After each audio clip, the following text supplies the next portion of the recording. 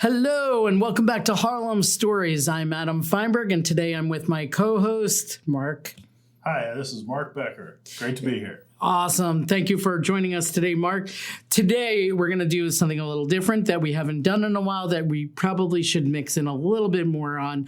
More of a broker assistance kind of type of topic. We deal with these purchase and sales every day, and we see, some of the tough circumstances that our clients are, can wind up being up against. So we want to address that today. And today's topic is 5 ways to compete against all cash offers. So I think, what motivated me to write this episode is that the stats are for quarter 2 for 2023. They're now in, and roughly around 65% of all buyers in Manhattan are all cash buyers.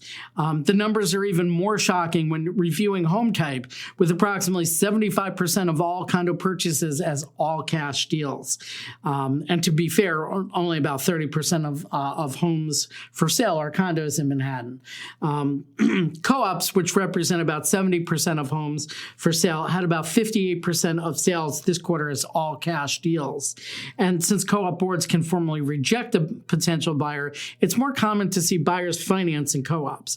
And in a co-op, the co-op board can require a bank to pay the monthly maintenance that would share the shareholder default. So in many instances, the board might prefer a buyer that is financing part of the purchase, as it provides sort of a guarantor. And for the buyers that are financing, all hope is not lost. We want to give you points of encouragement and points that might help you. I've got many ways for, buyers that are financing to remain competitive versus an all cash buyer without increasing the bid of the financing buyer. Certainly increasing the bid is one way to do it, but that's not what we're talking about today. A few of the many points to help the buyer finance include, but aren't limited to, these few suggestions. Making sure you have your real estate transactional attorney selected before you submit an offer. And this is actually, I know that in a couple of deals that I've made, the fact that I had my buyer prepared, with having a transactional attorney going into the offer and letting the seller's attorney, the seller's broker know that, we are ready, we are raring to go. And even know that you're going to need it in order the attorney to move forward with any deal, so why not have that attorney selected in advance of an offer? Having an attorney that specializes in real estate transactional work is important versus hiring a general practice attorney that is friends with your Uncle Joe and that's not going to help you. The listing agents want to know that the attorney isn't going to hold up the deal or miss important points because they don't do this type of work every day. So having the right type of transactional attorney, somebody that specializes in New York City real estate, transactional work on a regular and routine basis, that's really important. And, and on the same note, it's supposed to have a completed REBNY as early as possible so that your agent has time to review your finances and consider some of the best ways to position your finances.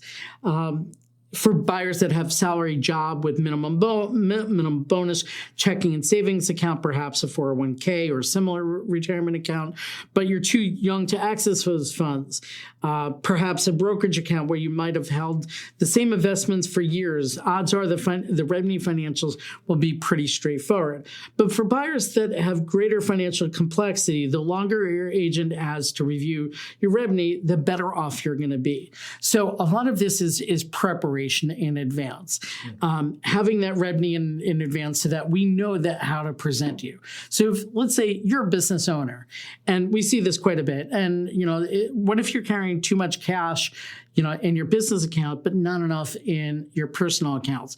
One of the things that we're going to do is we're going to take a look at that REBNY and advise you and say, hey, move that cash on over. These are the things that don't actually cost you any additional money in terms of the home purchase, but you're moving things around to make things much more advantageous to you. So one of the things I tell people in regard to the REBNY is, you don't have to supply supporting documentation with the original REBNY. So make sure your numbers are materially correct. Yeah, it doesn't have to be the precise balance, but it should. When you go to the board package, you're going to have to do a whole other one with up-to-date numbers. So that, I try to prep people for that. Right, and in essence, the difference between the revenue at the offer stage versus the revenue on the board package stage, at the offer stage, it can be approximate, but a realistic representation of where your balances are.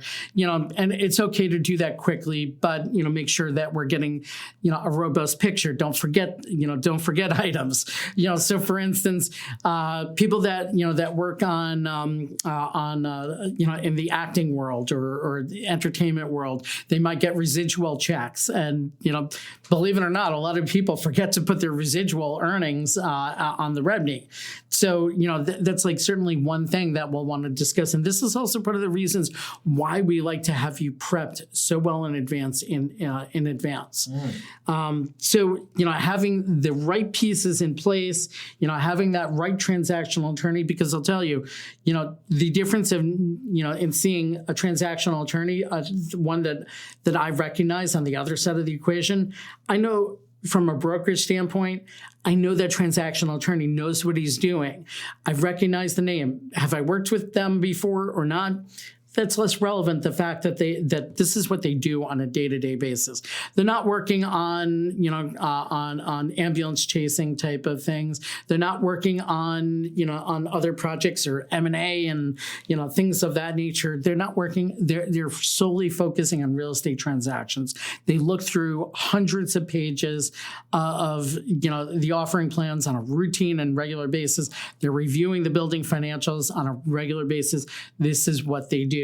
So having these people in place, it tells the other side that you are serious about the process, that you're prepared for the process, and that you're ready to move forward. So, certainly that is, one aspect is preparation. Next, having an agent that specializes in this type of sale. Maybe the specialty is an agent that's done a lot of deals in a particular building. Maybe they specialize in buildings that are like HDFCs or land lease co-ops or condotels. The buyer should have representation that will help them best complete by understanding the specifics of what's needed for each deal. I can tell you from firsthand experience, I've specifically won a bidding war for a client where my client was not the best, the highest bid. In one instance, it was because they had a higher credit score, and I included all this information. I included how stellar of an applicant they were included into the offer. But then I had another offer that I got accepted specifically also in a bidding war, where the client was not the highest bidder. But in that instance, it was because the listing agent knew that I had worked with HDFCs before, and specifically, he wasn't sure himself on HDFCs. He's the listing agent, but he's like, what? I want this deal guided by somebody that knows these types of properties that can help guide it smooth some of the things that I don't even know myself. So, that was one of the reasons why my client wound up getting it, and they got a steal on it. And, even though there was a three-way bidding war and my client was the lowest of the three, they selected it specifically because I had that institutional knowledge. You gotta have your ducks in a row. Exactly. So, that organized offer, with robust details, I kind of delved into that a little bit, before. I walk my clients through lots of questions that it can be answered before an offer is submitted, because a detailed offer can make all the difference. What if an all-cash offer is in a co-op where dogs are allowed on a case-by-case basis, and my client doesn't have a dog? It could be something as simple as that. So while the all-cash offer does have a dog, I want my client to have every advantage that we can give them. So I walk them through lots of scenarios, and anything that we can enter, that works to their advantage is certainly something that, we're going to, offer to them and structure into that offer as structured and organized transaction. That's something that just too many agents don't give substantial thought to. And I think that, the agent that does this is the agent that stands apart.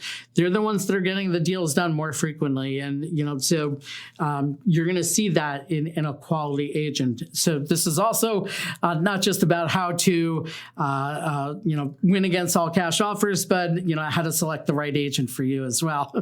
So, but this also applies to the clients, their revenue financials, which, for those that are just not very familiar about it, and we just talked about the revenue for a moment, but just for those that are not familiar, the revenue financials is, I think most easily described as part income statement, part balance sheet. And, it's intended, to know whether this particular buyer that's being presented, do they have a reasonable shot at getting past the board? I always refer to it quite bluntly, maybe too bluntly with my clients, is it's just basically an accounting of your net worth. It is that. It absolutely is that. I like to break it down a little deeper, but yeah, that's exactly it on a high level. But, as I review the buyer's, detailed financials, we're going to look to find ways to strengthen their application or their offer. Another way to kind of compete against an all-cash offer, have the buyer skip the pre-approval and just go direct for the approval. Now, this is not something that every bank or banker is going to offer, and the buyer might have to pay some fees up front that they would normally pay later in the process.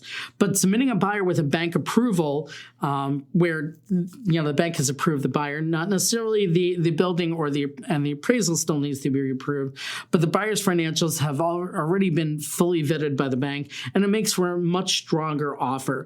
It's often a quicker deal versus somebody that has only been pre-approved. So we're trying to give our clients the every leg up opportunity that we can find. Is that a commitment letter that you're talking? Well, the commitment letter is ultimately, going to include that appraisal. So no, but it is an approval letter. So somewhere between a pre-approval and a commitment letter, shall we say? Yeah, I mean, obviously the bank has fully vetted your buyer. Mm-hmm. So the parts that haven't been vetted are the building itself, whether they can lend in the building. They've seen your tax returns and all that. They've seen your tax returns. They've seen all of your financials. They have fully approved you. So the only questions that are, that they're outstanding over here, can we lend in this building?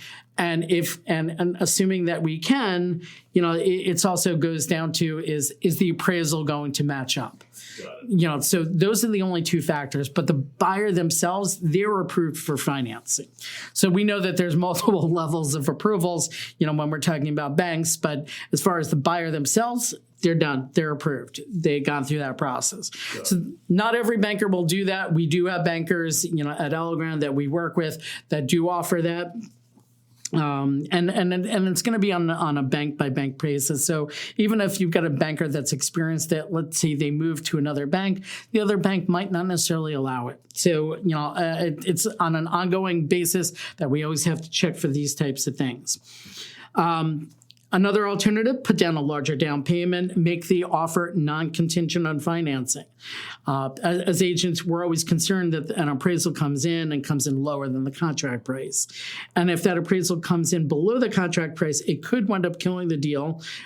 It could wind up getting renegotiated, or ultimately the buyer can opt out to putting down a higher down payment, in order to minimize the risk to the bank, leading to the bank to approve the loan when they might otherwise decline to move forward. By offering to put a higher down payment up front, it minimizes the risk of a low appraisal killing the deal and allows the buyer to remain competitive. So, the buyer could wind up certainly killing the deal if that appraisal doesn't come in, at a reasonable number. But, a lot of times we find our buyers actually still want to go through with it. And we might be questioning, the appraisal itself. So, even in the event that even a bank doesn't want to move forward, the buyer could make the offer wanting to finance as a first choice, but they can also make the offer non-contingent on financing if they're in a position to do so, of course, making the offer a bit more attractive when comparing versus multiple offers. So these are just a few ideas that help pave the way way for a buyer that's financing remain competitive in a mostly cash buyer off market. Conversely, if I'm on the listing side, I'll advise my seller that I might be looking out for these points, and that other than make a strong offer, even though they might prefer an all cash deal. Sellers often prefer all cash deals because they think, you know what, this is going to go easier, smoother, quicker, slam dunk. But I can tell you, from doing so many deals, a lot of times the cash buyers are a lot more demanding. So, well, one thing I will tell some of my clients who are financing and trying to compete against cash is, every $5,000 that you put down is every $5,000 increase in the sales price. You only have to put $1,000 extra down if you're in a 20% building. Yeah, that's a great point. Nut is not crazy. Right, exactly. So it's an incremental amount that you're putting down. Sure, you're also looking at ratios, especially if you're looking at co-ops, and we want to make sure that those ratios still wind up making sense in every way. But yeah, I think that's an exceptional point. Is for every $5,000 in a traditional 20% down building, you're only putting down $1,000 extra, and you got 30 years to pay that other $4,000 back. Right, exactly. And even at today's high interest rates, $10 a month, who cares? Yeah, exactly. So these are some things. Buying and selling in New York City is just a very different process versus the rest of the nation. And clients really want to vet their agent well, because these are the kinds of things that will make a difference in the process. Absolutely. Anything else that you'd like to add, Mark? Or no, I think you covered it, and I just would encourage people, even in this higher interest rate environment, don't be intimidated, because as Adam alluded to, everything gets baked into the cake, and you can always get a deal in any market. Absolutely. And, the big thing is that we enjoy helping our clients come up with creative solutions to whatever, they're up against. And, we're there to partner with them to help them get the deals done. But as always, it's great to have you on Harlem Stories. Thank you so much for listening to our loyal audience, and have a great day. We're going to have a lot more great content for you in the future. Take care, everyone. Bye.